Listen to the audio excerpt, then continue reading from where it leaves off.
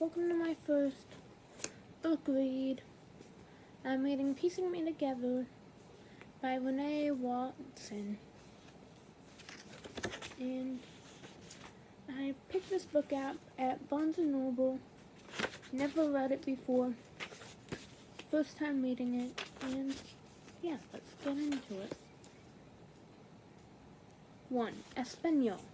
Spanish language. I am learning to speak. To give myself a way out, a way in. 2. Tenor excito. Let's hope I pronounced that right. To success. When I learned the Spanish word to succeed, I thought it was kind of ironic that the word exists embedded in it. Like the universe was telling me, in order for me to make something of this life, I'd have to leave home, my neighborhood, my friends. And maybe I've already started. For the past 2 years, I've attended St. Francis High School on the other side of town, away from everything I love. Tomorrow I start the first day of junior year, and you'd think it was my first day of freshman. It was my first day as a freshman. The way my stomach is turning, I don't think I'll ever get used to being at St. Francis while the rest of my friends are at Northside. I begged my mom to let me go to my neighborhood school, but she only kept telling me, "Jade, honey, this is a good opportunity. One I couldn't pass up. It's the best private school in Portland, which means it's mostly white, which means it's expensive." I didn't want to get my hopes up. What was the point of applying if, once I got accepted, Mom wouldn't be able to afford me to go? But Mom had done all her research. She knew St. Francis offered financial aid. So I applied. And once I got accepted, I received a full scholarship, and I kind of had to go. So, I am here, trying to pick out something to wear that doesn't look like I'm trying too hard to impress or that I don't care about how I look. St. Francis doesn't have uniforms, even though everyone says that it doesn't matter how you look on the outside. It does. Especially at St. Francis. I bought clothes with my money I made from working as a tutor at the rec center in the summer. I offered my mom some money I earned to help with the bills, or at least the groceries, but she wasn't having any of that. She told me to spend it on clothes and supplies. I saved some of it, though, just in case. Mom comes into the room with a knocking, like always. "I won't be here tomorrow morning when you leave school," she says. She seems sad about this, but I don't know. I don't think it's a big deal. You don't want to see much of me this week. I'm working extra hours. Mom used to work as a housekeeper in Emmanuel Hospital, but she got fired because she was caught stealing supplies. She sometimes brought home blankets in small locations and small lotions that are given to the patients. Snacks too, like saltine crackers, juice boxes. Once, then one of the co-workers reported her. Now Mom works for her friend's mother, Miss Louise, a rich old lady who can't do much for herself. Mom makes Louise breakfast, lunch, and dinner. She gives her bath. She takes her to the doctor appointments. She cleans up Miss Louise's accidents sometimes when she can't make it to the bathrooms. Miss Louise's daughter comes at night, but sometimes she has business trip to go on, and Mom stays. I know Mom isn't there just to tell her the schedule for the week, but it's posted on the fridge. That's how we communicate. We write schedules in dry erase board and use it to let each other know what we're up to. Hold on.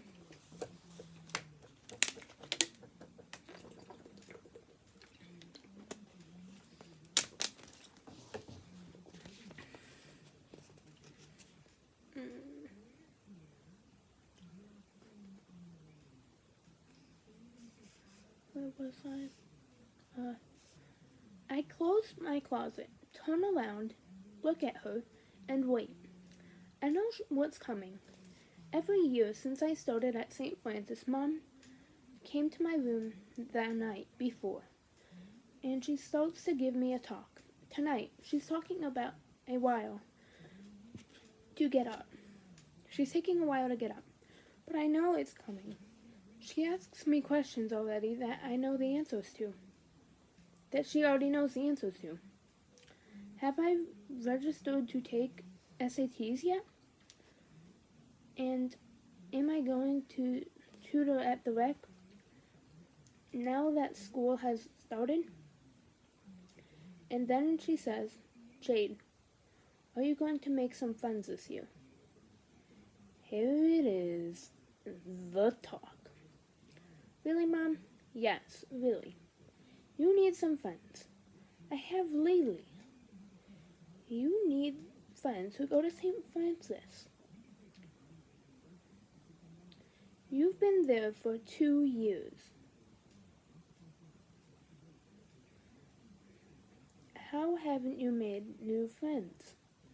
At least, I haven't made enemies, I say.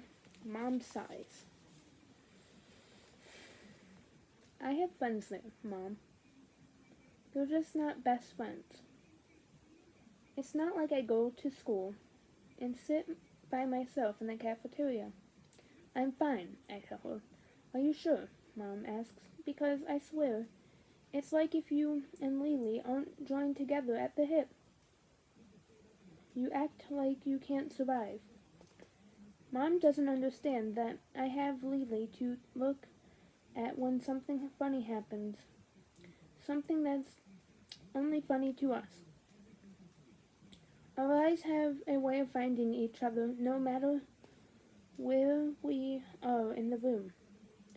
So we can give each other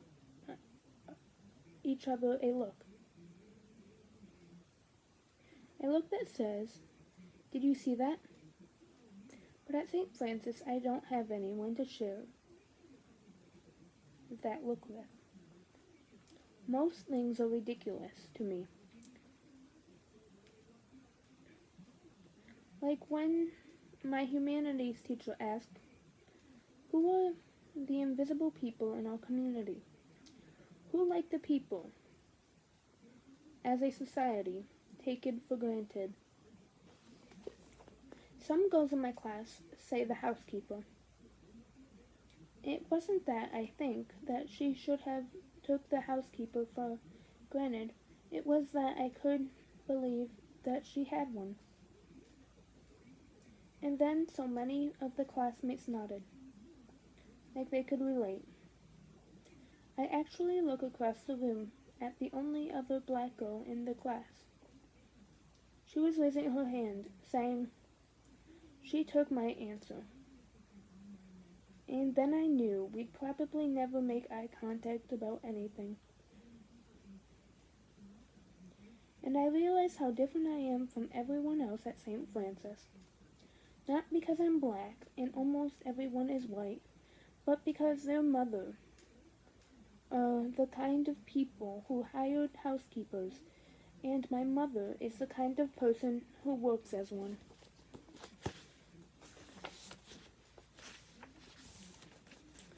Lily would get that.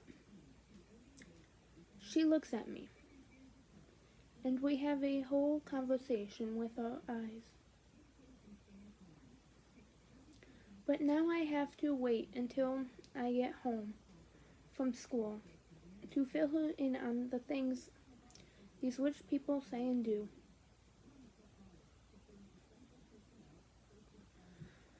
Mom keeps her talk.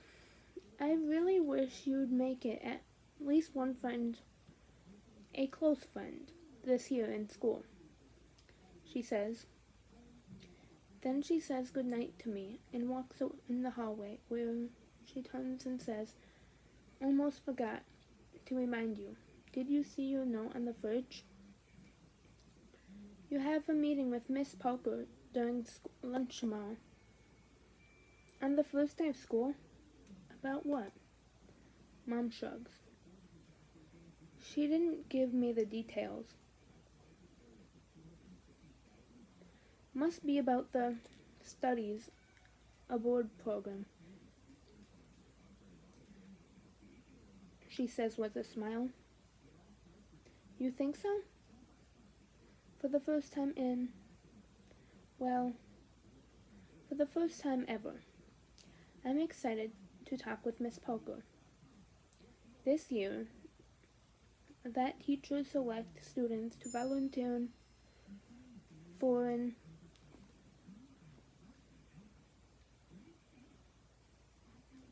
countries and do service learning projects. That was the thing that made me want to attend St. Francis. Well, that and the scholarship. When we met Miss Parker, my guidance counselor, I think she could tell that I was not going to school away from my friends. That I was feeling going to school away from my friends. But she knew from my application essay she wanted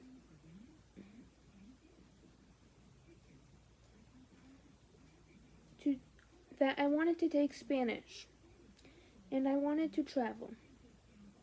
So she said, Jade, St. Francis provides opportunities for students to travel the world. She had me at that. Same girl. Of course. She didn't tell me that I'd have to wait. She told me I have to wait till I was a junior. That's annoying. Miss Parker always had some kind of opportunity to tell me about. Freshman year was a writing class that happened after school. Sophomore year, it was a free SAT prep class that met on Saturday mornings.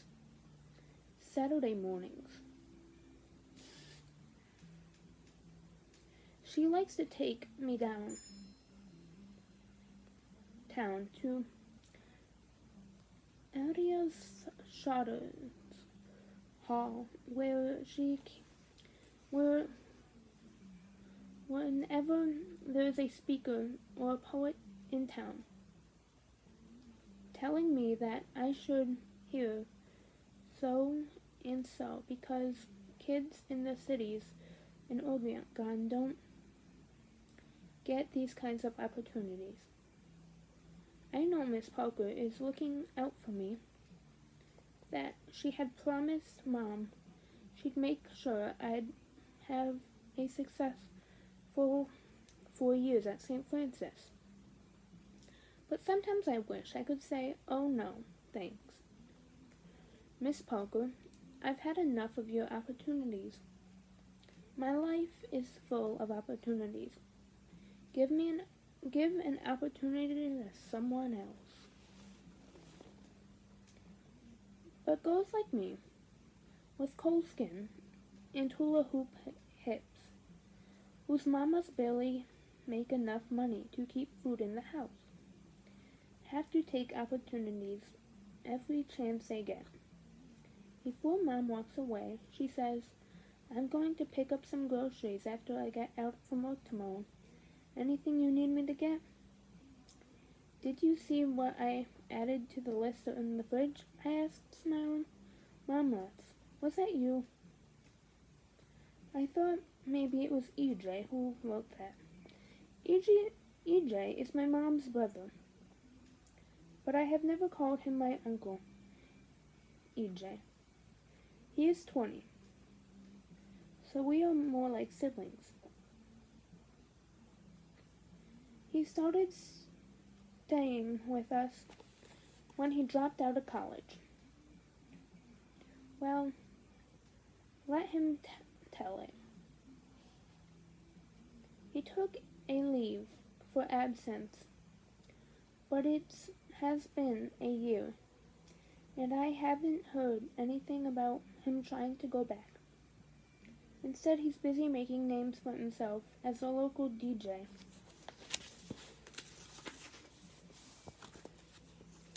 Mom walks into her bedroom. "Mint chocolate chip ice cream. I'll see what I can do," she says. "If I have enough money, I'll get it. I promise." I finish getting ready for school, thinking to myself that I know Mom's promises. She does her best to make them, but they're fragile and break easily.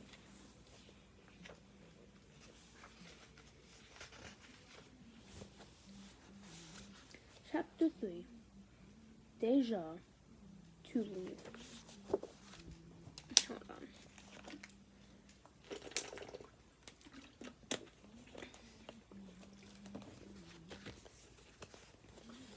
The next morning, I wake up before the sun, so that only trucks and people up to no good are on the streets. There's nothing in the fridge but baking soda in the way back, half-empty bottles of ketchup, barbecue sauce, and mustard on the door. I drink a glass of water, take a shower, get dressed, and leave 6:30 so I can get to the bus. I ride the 35 through the maze of the house that all look like one another, like sisters who are not twins, but everyone thinks they are. Living here means that people ask, "Where do you live?" and say, "The New Columbia," they say. "You mean the villa?" And to remind you that the neighborhood used to be a public housing for World War II shipyard workers. And they remind you how the 80s, a lot of people in the apartments were run down, and how really they were just projects with a different name. At least that's what Mom says. She's always telling me. I don't care if they give the hood a new name or not. It's still the hood. Lots of people can't find beauty in my neighborhood, but I can. Ever since elementary school, I've been making beauty out of everyday items. Candy wrappers, pages of newspaper, receipts, ripped out magazines. I cut in two, rearrange them, and glue them down, morphing some of them into something no one else can. No one else thought they could be like me. I am too ordinary. The thing fancy about me, the only thing fancy about me is my name is Jade. But I am not precious like a gem. There's nothing exquisite about my life. It's mine, though. So I'm going to make something out of it. Not only for me, but for my mom, too. Because she has always saying, never thought I'd be here forever. But that's how things turned out. And when she says this, I know she means if she hadn't had me when she was 16, she would have gone to college, would have moved away from Portland, would have had fewer struggles. She never outright blames me for making her life harder than it needs to be. Instead, she pushes me hard. Because no one pushed me, she says. One of us has to make it out of here. And I'm not her only child. And I'm her only child. Her only hope for remaking her life, herself. Dad saw a different future for himself too.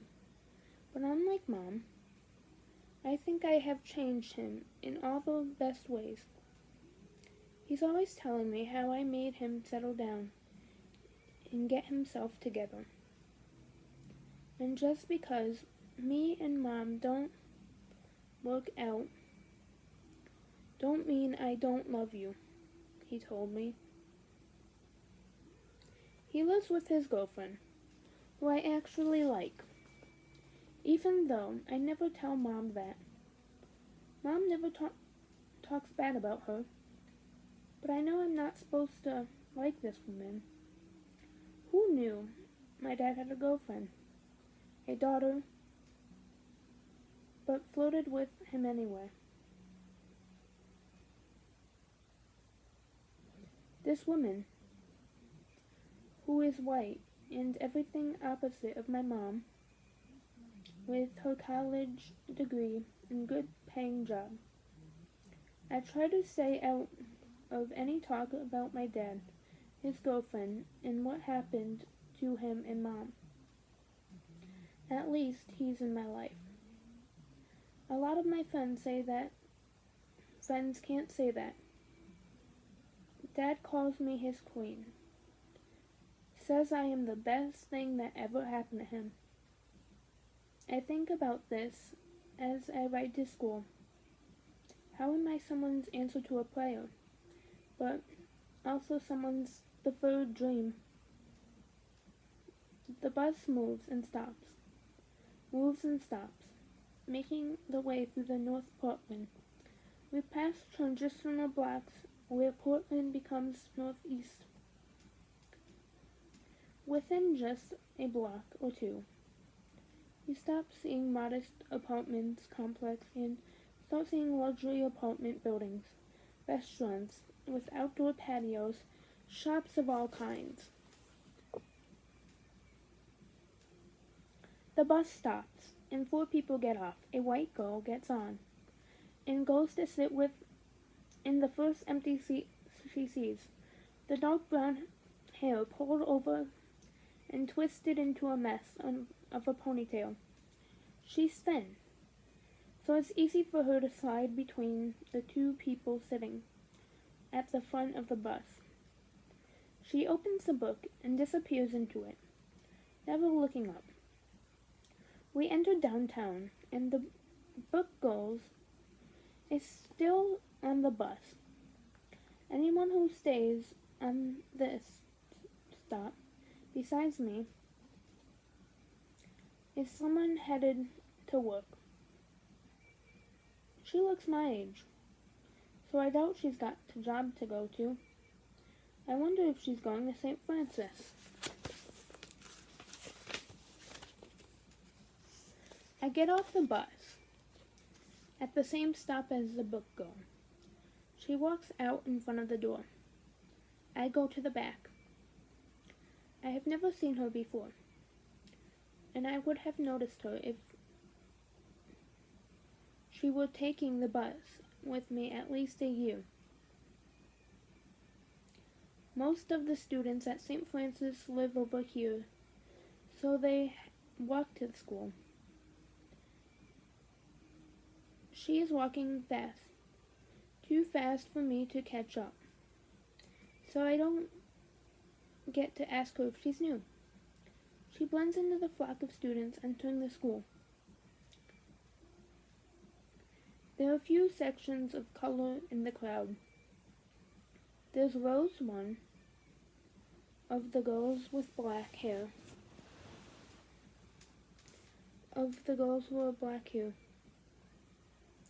Who I thought I'd become friends with because on my first day we talked about the braids and swapped ideas for styles. She's a year above me, so we don't have classes together and never have the same lunch period. But whenever we see each other in the hallways, we smile. I should have told Mom about her. Then there's Shashai, the tech nerd, who's somehow in a place like this one is one of the coolest, most popular guys in the school. I like him when he's with me only me. When I'm tutoring him and drilling him on Spanish vocabulary. When he's just regular, just a black guy who loves to geek out and experiment with making apps and learning coding. He's smart, real smart, just not so great at making his tongue roll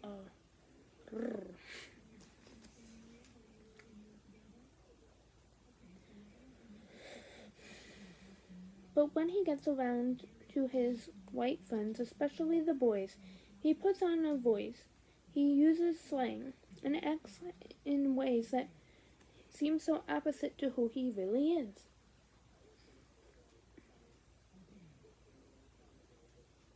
Josiah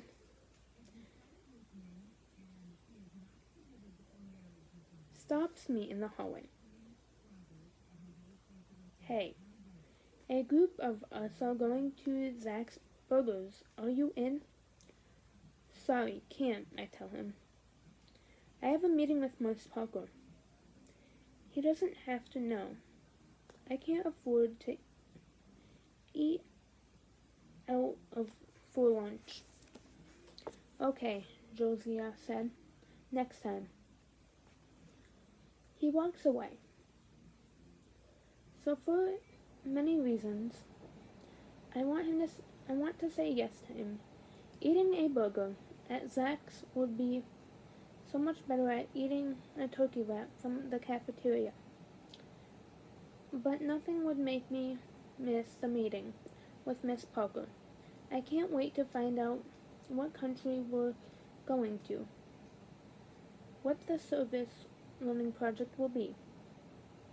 For everything Miss Parker has signed me up for, this one means the most. This time, it's not a program offering something I need, but something I can give.